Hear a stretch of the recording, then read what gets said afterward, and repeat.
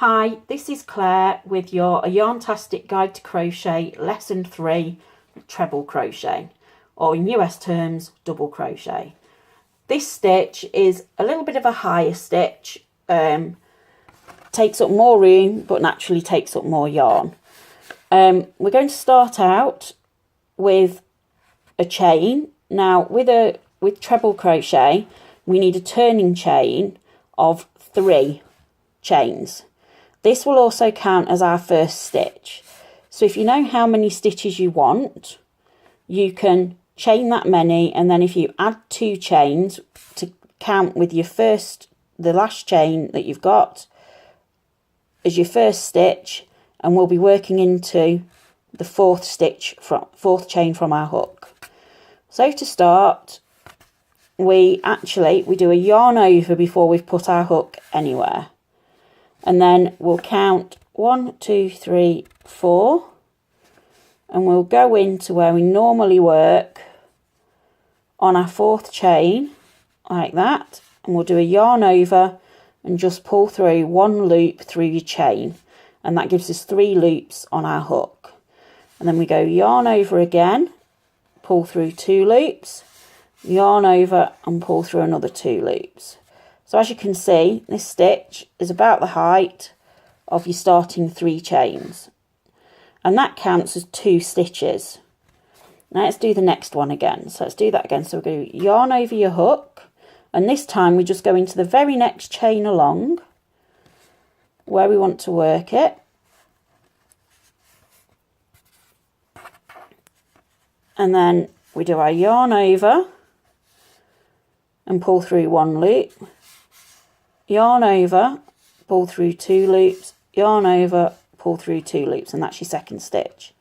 If you notice, when I say yarn over, I'm almost going to fetch the yarn with my hook at the same time, if that makes sense. So we'll do that again, and we'll just go to the end of the row.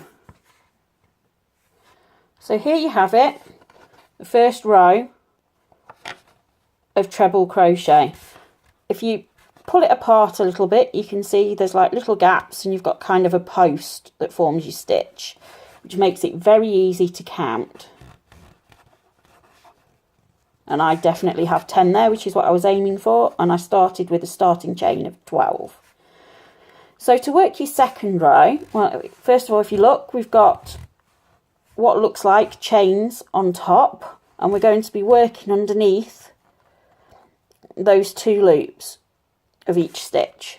So we turn our work, and we need to do our turning chain to bring our yarn up to the height of where the rest of our stitches are going to be. So we're going to just chain 3.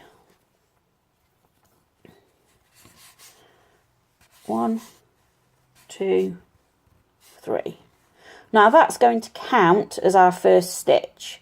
So we're going to now ignore this top bit of the stitch below because they line up, and we're going to do yarn over and go underneath the 2 loops like that of the top of the stitch of the second one along, pull through a loop, yarn over, pull through 2 loops, yarn over, pull through 2 loops, and there we go, you've got your 2 at the beginning. So yarn over again, and we just work along the entire row exactly like that until we get